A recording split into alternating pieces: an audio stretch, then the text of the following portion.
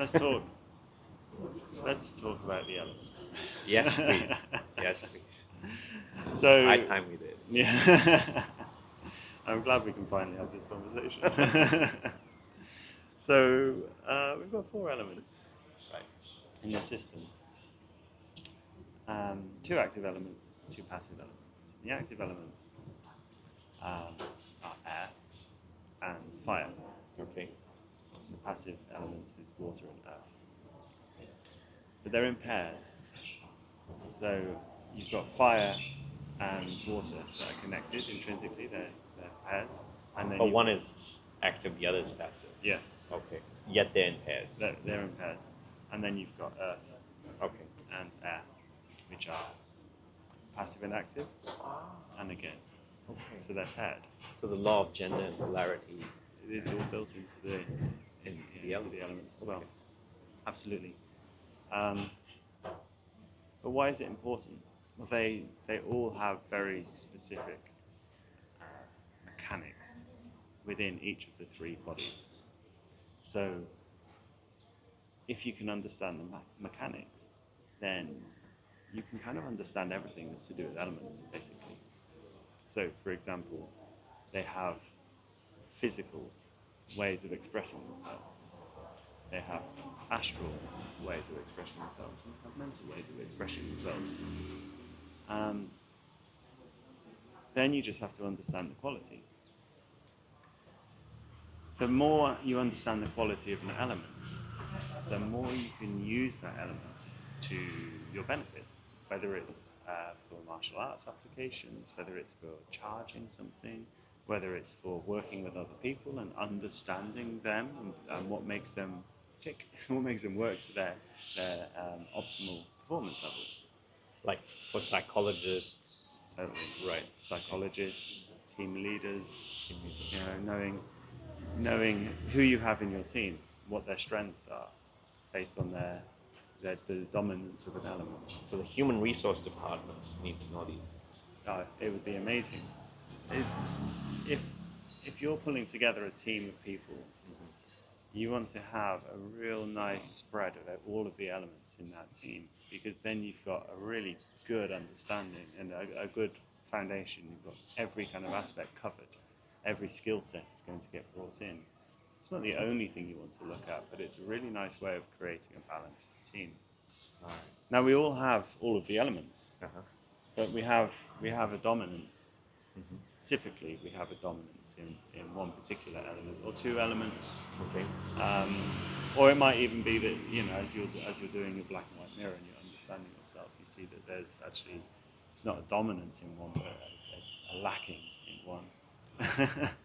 Give me an example. Give me an example. So, for example, someone who's got a lot of will, and they're very grounded in that, and they're very intelligent. Mm-hmm. That's kind of fire, earth, and air. But they might not be very passionate. They might not be a very nice person to be around. They might not be very warm and friendly with people. They're not very good at bringing people in and magnetizing them. Yeah, you probably think of people like that in your life. Yeah. So that would be an example where actually they've developed those 3 elements really nicely and harmoniously, but there's a disharmony in that water element. Right. So let's talk about the specific elements one at a time, and just talk about the physical, the astral, and the mental ways that they express themselves. So picking with fire is the one that's probably the easiest to understand. So fire on an astral level, let's go into astral first, is your willpower. It's this want and desire to push boundaries, to express yourself, and it's got a radiance to it. Think of fire, it radiates out, there's a heat to it. Yeah. And it can be quite an intense heat if you're really fiery, very intense. But of course there's a flip side. You can be very controlling in fire. You can burn. Yes, exactly. And then on the physical body, it comes out in your muscles. Fire is in your muscle. It's where the heat is in your body. You go and do a big workout, You know, your muscles are on fire. You feel that, right? So it's our expression to radiate, push things away, expand. You know, if someone's very fiery, they probably want to be going to the gym a lot. They've got that desire to do that, to work out a lot. Martial arts. Martial arts, yeah, absolutely. And then in the consciousness, again, it's that radiance. The thought patterns that they're going to have are going to be, how am I going to fix this problem? Like how, well, not really fix the problem. How am I going to push through? Push it? through, yeah. Break Yes, through the problem. Exactly, Drill through. exactly. Yeah. So an example of fire person, could you say maybe Bruce Lee was a fire person? I don't know. I don't know Because like martial arts and stuff. Yeah. So typically, you're going to have people who are like your CEOs. You know, those kind of people. That they have a lot of fire and they push their way to the top. You know, no obstacle gets in their way. They burn their way through it, or they push their way through it. That's fire typically. Right. So leadership, in one way, that kind of leadership in the corporate world where you well, really all of the elements have good qualities for leadership. It's right. Yeah. It's just if it's the type of leader that you're going to be. You're going to be the type of leader that doesn't stop, wants to keep pushing boundaries. Hyperachiever. But they also, as soon as they've kind of broken that boundary, they're on their next project. They don't finish a project. They never finish things. Like these kind of people, they never finish things. They're always starting things, pushing boundaries, and then the people that are kind of working with them, they're the ones having to follow, right? They're finishing all the projects. That's your typical kind of fire person. The entrepreneur, the person who's really moving from one project to another. Yeah. Now, if they can balance that with water, which is, fire is electric, right? It's that expansion, radiant, pushing out. It's electric, shocking kind of thing. Water is magnetic. It's the opposite. Right. So if fire can balance with water, then that magnetism is going to pull everything together, and they're going to finish those projects. Right. So what we want to do, the reason why we're going through this is we want to understand that we need a balance of all the elements, and I'll talk about that in more detail. But it's about understanding, well, where are you at with each of the four elements, and what do you need to balance? So explaining water a little bit. So on the astral level, it's passion. It's magnetism. It's a magnetic quality. It wants to pull things in, but it also has a kind of a soft radiance to it as well. If you think of a magnet that can push something away, and there's a nice consistency to it. There's almost a softness to it. On the physical level, it's the water within our body. Yeah, it's the blood. The blood, exactly. The fluids in the body, the spinal fluid. That's the kind of the water function of the body. So it's really important, and it nourishes the muscle, nourishes the fire. Right. Yeah. So the astral level would be that sense of bringing things together. Yeah, very people orientated. Yeah, absolutely, absolutely. But because it's so people orientated, the negative is going to be that they need validation all the time from other people. They need people around them to validate them. You're a great guy. Exactly. That's it. And if they don't get that, then they get very lethargic. And they lose the will to work. They're just like, nah, whatever. I'm fine. I'm chilled. Okay. That's that kind of like when they don't have that support network. That's how the water element starts to express itself. Get a little depressed of sorts. So they start to shrink inwards. Yeah, they just become quite still. Right. If the water's not agitated, it's not in the right way. It's not having the passion and the magnetism to kind of keep it flowing. Right. It becomes stagnant. A bit stagnant. Yeah. Totally. Okay. Yeah. So if you're noticing that, okay, well, what's the best way of doing that? You need people around you. You need excitement. You need to stir up your water and energize the water, magnetize the water again. So, what type of professions would be best for this type of nurturing? anything where you need to be surrounded by people, essentially. Anything where you want to pull people in. So actors, musicians, models, people who are, you get that pull towards them. If you imagine people where you just want to be around them, you feel this kind of unconscious pull to be close to these people. Well, people with a lot of magnetism would be water. Yeah, Okay. charisma. Charisma. Yeah. So you see an attractive person, there's a possibility that this person could be a whole lot of water. Could be. Okay. Yeah. It could be. It could be that that's their dominance. They're dominant. Yeah. But what if that person is just a soldier and is very fiery? And sometimes people find, those type of characters very attractive. But that's based on how they have developed their own persona and their own belief about, what's an important quality, in a person. Who maybe they have this need to be protected. Right. That it's like this subconscious need that they've developed as a child, as a coping mechanism. That's the mask that they wear. Yeah, exactly. That's the mask that they wear. We're looking under that. Really. Underneath. Yeah, just the actual quality that they have. Yeah. And then in the mental side, it's the ability to be flexible, right. To see your way around problems. In fact, you don't see problems. Really watery people, they don't see problems. They just flow around them, and they just bring everyone with them. It's a nice quality. Yeah, they don't get frustrated easily in that sense. They see a problem and probably just okay. They've got that flow around them that's the water's nature. Absolutely. Okay.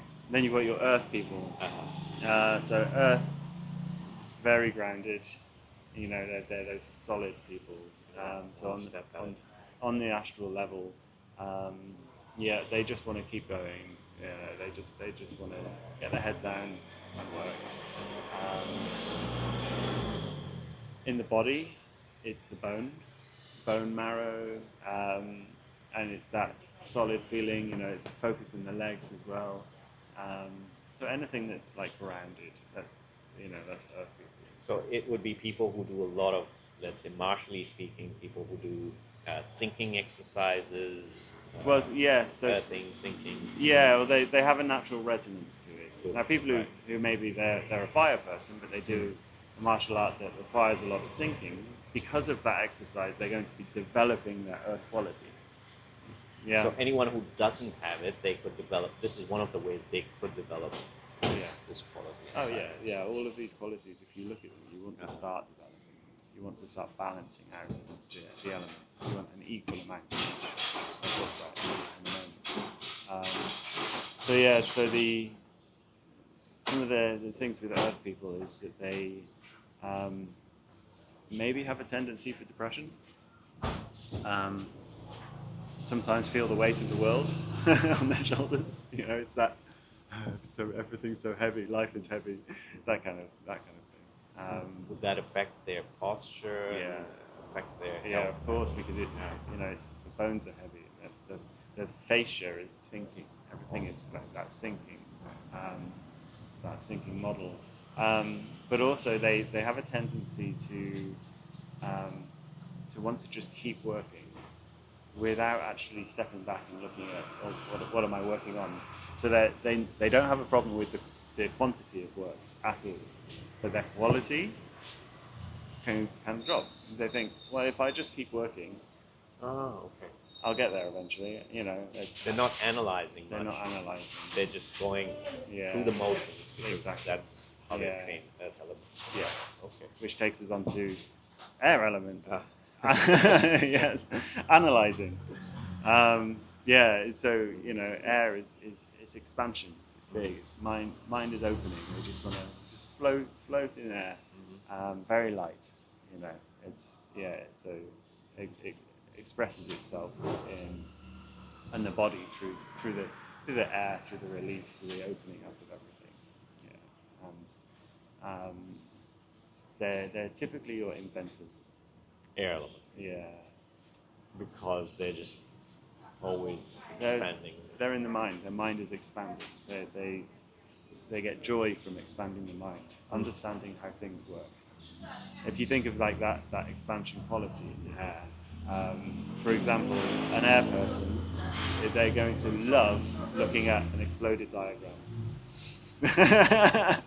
You know, they see a machine and there's the exploded diagram, and they see all the bits. Yeah. That's an air person. Yeah. So people like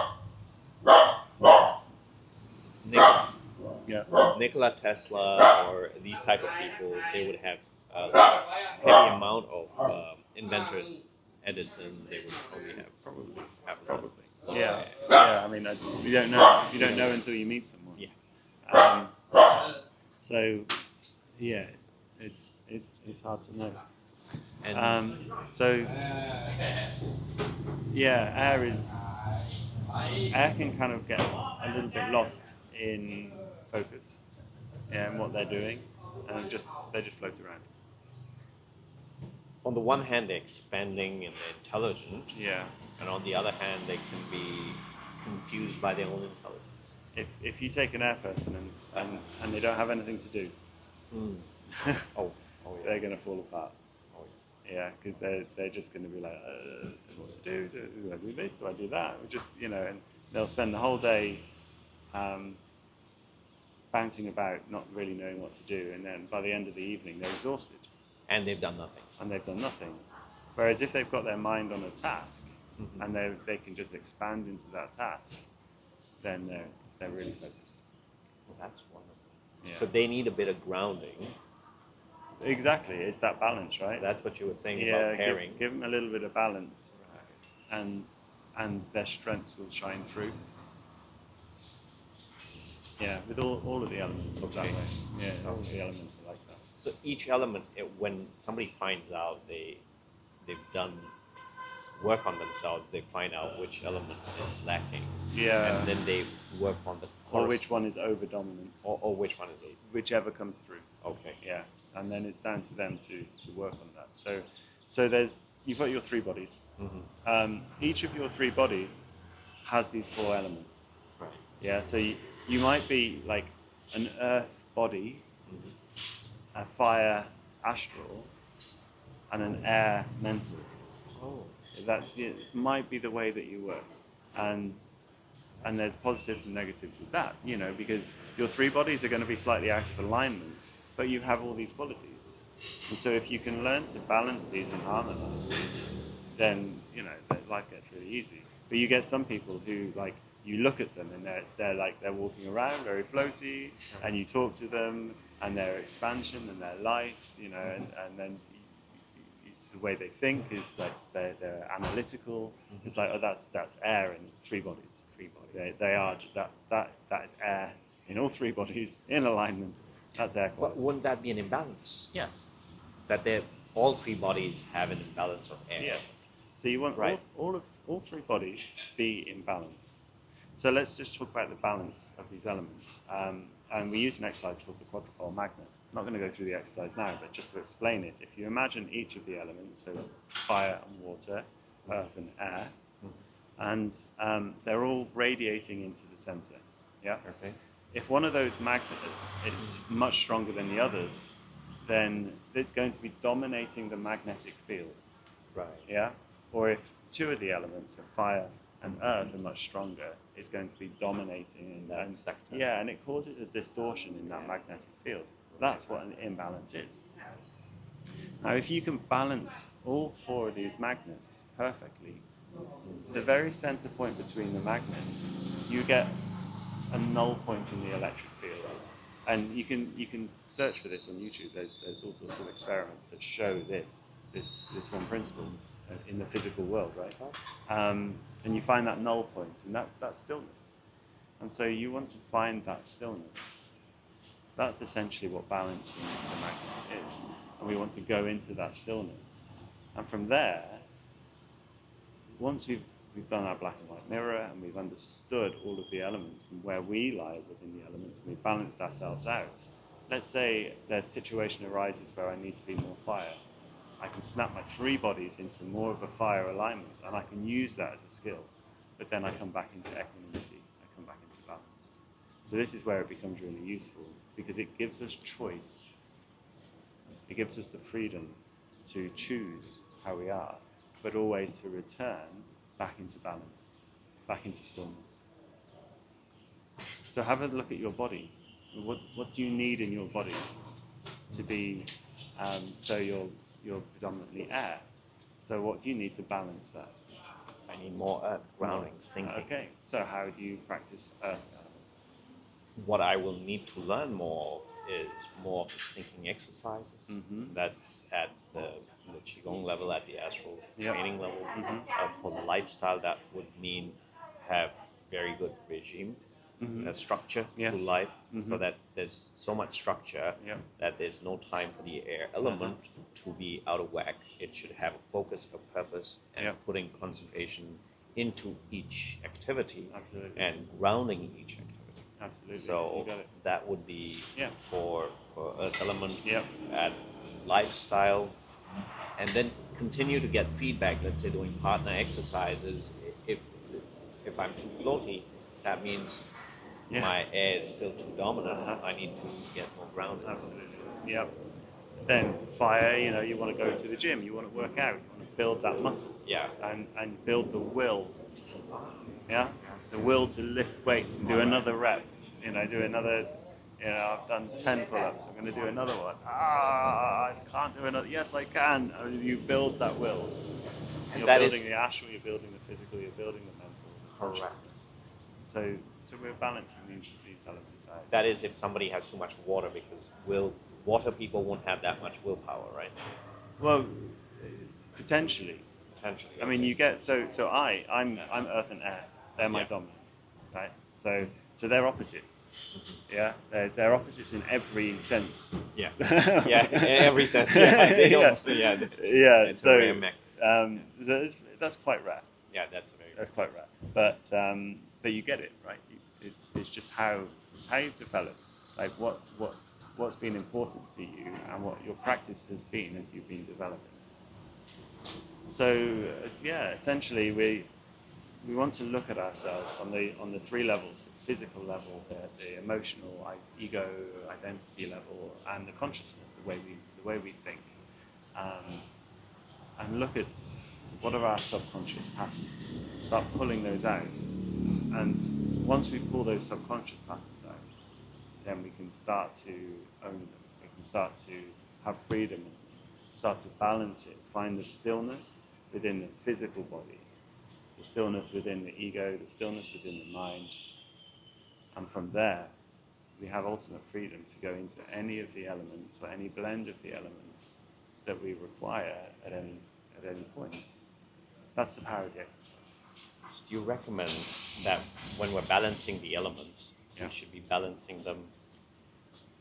We should be assessing our physical exercises, how balanced our physical exercises are vis-a-vis the elements, how balanced our emotions are, and have meditations for emotions, and even for the kind of work we're doing to see how well we're working on. Because you want equanimity in the entire body. Right. You want equanimity between the three bodies. Right. Yeah. If you don't have an equanimity in your physical body, you're a fire person and you go to the gym and you work out constantly, and you've got massive, bodybuilder type big, massive muscles, you're going to have heart problems. You're going to have, your body's going to be stiff and contortionate.